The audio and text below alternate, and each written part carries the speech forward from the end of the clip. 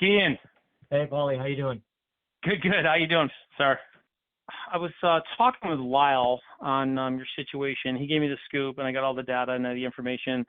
So I got all the little tiny details. So I called because I'm actually concerned, but I wanted to just kind of go over a couple quick things before you make a final decision, because he sent over the paperwork, you were gonna sign it. So that hasn't been signed yet. Is that correct? Oh, to list it? No, not yet. Yeah. Okay. So just help me out. I mean, just entertain me just for a second, because I mean, we deal with investors every day, and I think you got a pretty good idea on a feel for Lyle as far as our expertise and being expert real estate consultants and how we provide value. Did you get a feel of that a little bit? Yeah, definitely. Yeah. Okay. I really enjoyed the conversation. Yeah. Yeah. And so this guy, he's he's a good friend of yours, or you just met him? No, he helped me with my he's the same realtor that helped me with our new, like, the home we live in purchase. He helped to buy the home. Gotcha. Yeah. So he's on our new house. How did you guys meet him? Like, originally, is he like a referral, or you met him at an open house, or? No, he was a referral. Okay. Somebody, a friend or something, or? Yeah. Friend who's since moved, but yeah, since they had moved to Austin, they used him, and then they referred him to me. Yeah. Me to him. Yeah. Well, that's good. It's always good to get referrals and have people that have some built-in, at least a little bit of built-in trust. So here's my concern about the waiting 45 days, because he said he'd do a 45-day contract. No. Is that right? No, I told them, like, I want to see how it goes for at least like a month and a half, maybe even if we get a lot of nibbles but no solid hits, maybe push it to 2. And so I think their standard template deal was that it's like I don't remember what the terminology was, but basically he would be the listing agent for that house for some amount of months. And I told them before I sign, I want that changed to like 2 months. So if it doesn't sell within 2 months, then I have the option of going with someone else or doing something else with the house or whatever. Yeah, because Lyle had expressed there was some sort of, I don't know the right word to use, like maybe obligation to give him a try, or was it more about giving the situation a try? Well, both. I want to give the situation a try, but also he's kind of done the legwork. He's been really responsive. He's also showing us new properties out here by my new house to 1031 it into. It's his 1031 guy that would be managing the swap. Yeah. And so it would be kind of dishonest and disingenuous for me to be like, oh, thanks for everything and showing me the new stuff and giving me a great deal. Yeah. I'm gonna go with another. What do you mean giving you a great deal? What does that mean? What do you mean? He's giving me 2% on the commission. To list it? To sell, yeah. Oh, to sell it. Okay. But that 2% doesn't mean anything unless the property sells, though, right? I mean, you don't really get a deal unless the deal closes, right? Exactly. I mean, exactly. 2% of nothing is nothing still, right? Like. Yeah. But if it sells, then we're good. If it doesn't sell, then I'm gonna entertain. Then I'm down to 2 options, right? Seller financing or rent it again. So here's and number one, thank you for your time to even consider, because we deal with a lot of investors. We've sold hundreds of properties. And the only reason I'm on the call right now, to be honest with you, Kian, is that I'm worried about your situation. This is not about competition or trying to get the listing, because we do a lot of business. And we turn down a lot of business, and we get a lot of business turned down that we apply for. So it's not about like trying to get the business. This is 100% coming from concern about your financial scenario. Because here's what will easily happen. We know clearly the property is not going to sell for $450. Not me, the market. Clearly, $415 would be. So here's what you're going to get. This is exactly what I'll rub my crystal ball. I'll tell you right now what's going to happen. You're going to list the property. You're going to get some showings because the inventories is still relatively kind of low. So you will get showings, but you're going to get no offers, or you're going to get an offer somewhere around $400,000, period. Like, that's what's going to happen. We know that based off of the inventory, based off of the market numbers. I still never saw what listing he showed you that validated to even try 450. I saw a 1-bedroom like 6 months ago at 450 or something, and I don't know. Did you ever figure out what that listing was? No, there was another listing that is literally the same floor plan. It looked like they didn't update the flooring but they had nice utility. What was the address? 11117, and this is where I forget, Stagecoach? 11117, actually, let me see here. Yeah, and so that is my floor plan.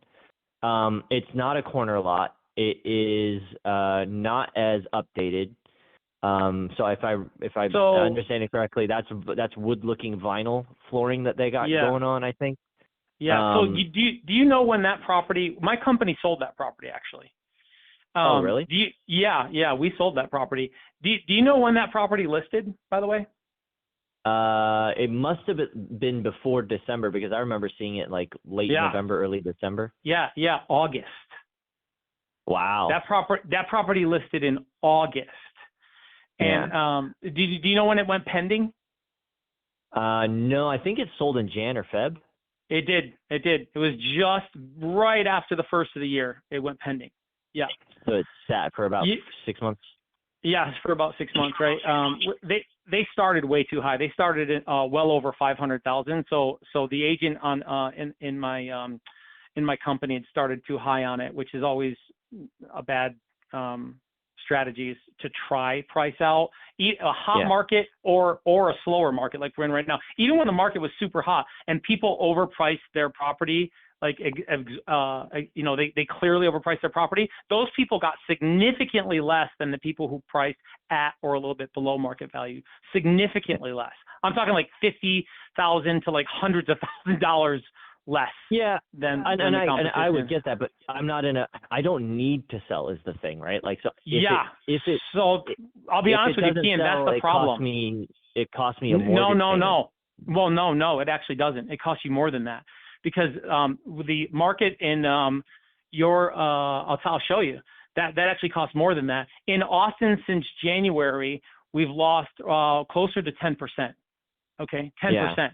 So let's say 440, right? It's 439. 10% of 439 is what? You're about 44K, yeah. 44,000, right? So here's the problem. Last month we lost 4%. Last month. Yeah. If you go 60 days, let's say 45 days, you pull it off the market, you're going to start again. Even if you were to start again in a best case scenario, it'd still take you a couple of weeks to get back up and running. So let's call it 2 months. At a minimum, it's gonna cost you 2 months. That 2 months could easily cost you another 5%. The market's gonna slip another 10 to 15%. I mean, it is freaking happening with the interest rates up again this last week. Did you see that? Yeah. I saw the Powell's. Yeah. So here's the thing, and Kian, I've had the reason why I'm passionate about this is it tears me apart inside, and I've had these conversations every single week for people that we were talking to back in October, November, December, where just this lady up in Cedar Park, just less than 24 hours ago, we were talking to her, and I told her back then, I go, look, your property's going to sell for $750, but right now that's the top, and in less than 90 days. It's probably going to be worth $700,000. Well, I called her yesterday. Property's worth $675. Tops. Yeah. So here's the thing. It may only cost you technically out of your pocket your mortgage payment, but I'll tell you right now, Kian, the market is continuing to slip. You will lose a little bit more value on that property. 3%, 5%, God forbid 7%. It's going to happen. So right now, seller financing. At 450 is absolutely a possibility. We could maybe even start a little bit higher, 460, 465. That's pushing it a little bit, but for sure, we have already experienced people who have what are they called? EIN numbers, who are not able to purchase traditionally. I mean, under 500,000 is high demand. Under $500,000 for these people.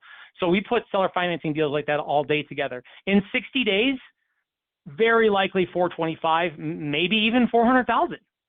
Seller financing. Because if I'm telling you right now 375, 400,000 open market, then in 60 days you're probably looking at 350 open market. Open market. So look, here's the deal.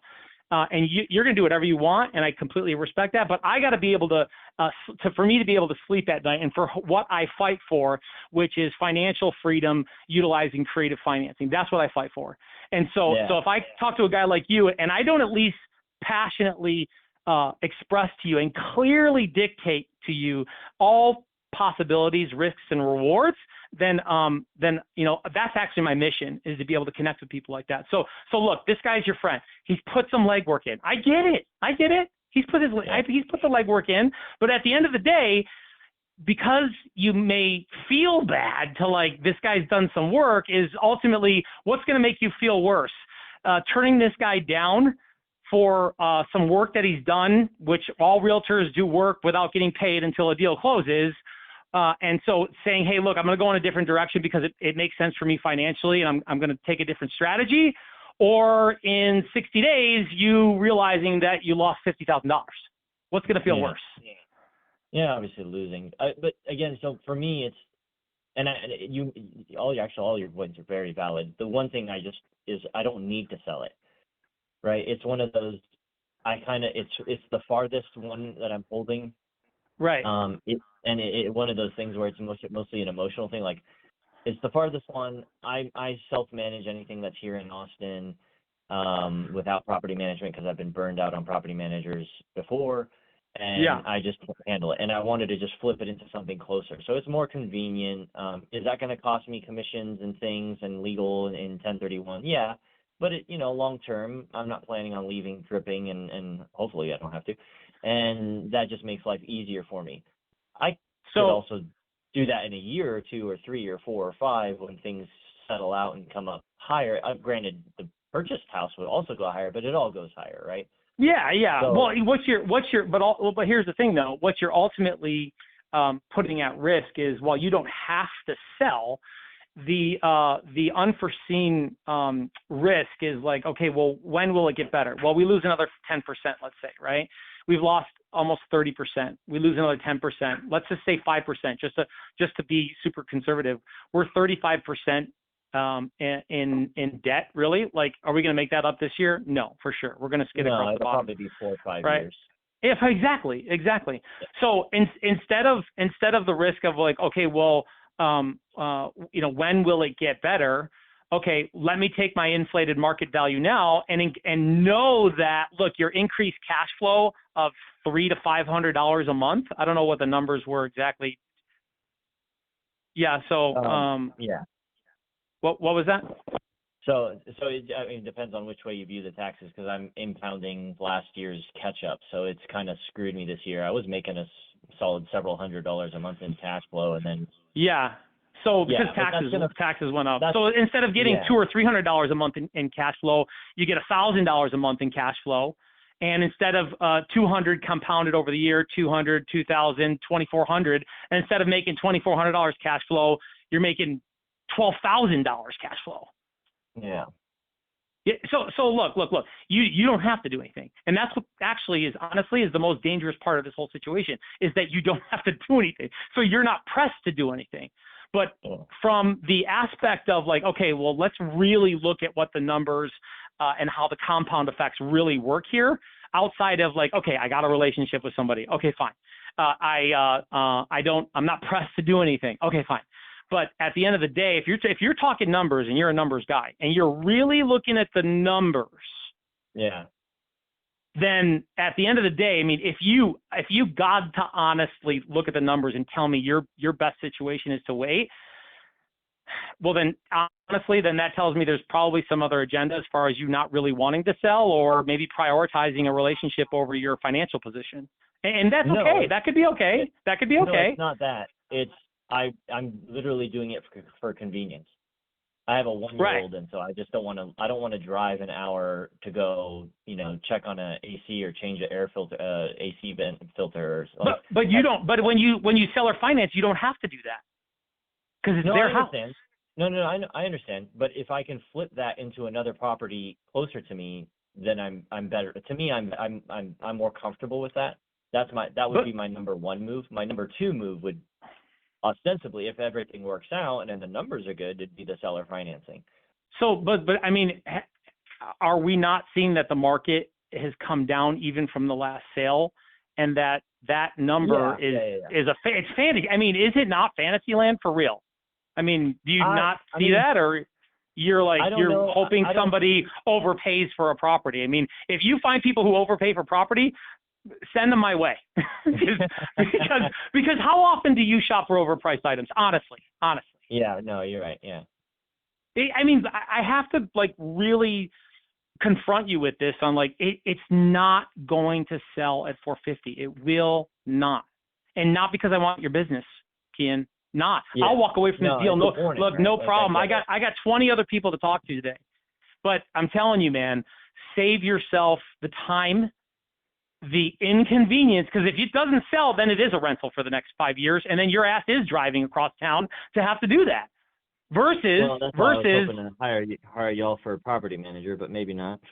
we can get you for property management, but I don't really care to, because I know that you're at a disadvantage versus taking the best option, which is, look, it is not going to sell for 450, and in 2 months it's probably worth closer to 350. So face reality. You know, get real with yourself and go, okay, look, let me take that 20% down. Let me take that $1,000 a month cash flow, and let me get real with my situation, because the market is in a precarious situation, and I'm going to make a smart financial decision. So look, I'm done talking. I just want to let you know, man, like, please really think about this. Not for me, not because I want your business, because I know that And if you don't go the seller financing route, based off of what you told me on not wanting to be a property manager, on holding the property for a longer period of time as a rental, that you have a definite window of opportunity that will close, and you can take advantage of it and make a smart financial decision and go, hey, buddy, your friend, right? Go look. You want to still use him to go buy property, dude? I don't care. Go use him to buy property. I don't mind. Yeah. I told you we do plenty of business, but as far as where this is at right now, your future self will thank you, brother. Yeah. So look, I don't know if you're a believing man or not, but so look, dude, then pray on it. Talk to your wife and pray on it. And then tomorrow, after you've talked to your wife and you've prayed on it, and you've had time with your wife and you've had time with God, then you'll have your decision. If you tell me, you know what, Paul, hey, thanks, we're going to go in this direction, then I can definitely sleep at night and go, you know what, listen, for whatever reason you decide you think that's the better option for you, which I don't quite understand based off of what you told me, then look, go in peace, dude. Go in peace. Yeah. Sound fair? All right, well, let me think about it. Yeah, I've got a few days till it's even ready for photos, so. Yeah, but I mean, really take that into consideration. If you, my job as an expert real estate consultant is to provide creative solutions so that we can bring financial freedom and financial advantages to our clients, and that's our mission. And that's why I went through that. I took time to go through that whole spiel with you, because I got a $1.6 million deal I got to do here in a second. I got a $2 million deal I just closed. We got all kinds of business, but I care about people, and I care about making sure people got the right information. Okay. I appreciate that, man. All right. Well, hey, Kian, thank you for your time. Look, shoot me a call or send me a text regardless, but I'm hoping that after some prayer and some talk with your wife that, maybe there's a little bit more clarity and you guys switch tracks and go in a different direction. But either way, I'm totally okay with it. All right? Thanks, man. I appreciate it. Really. All right, Kian. Take care, buddy. You too. Take care. All right. Bye-bye.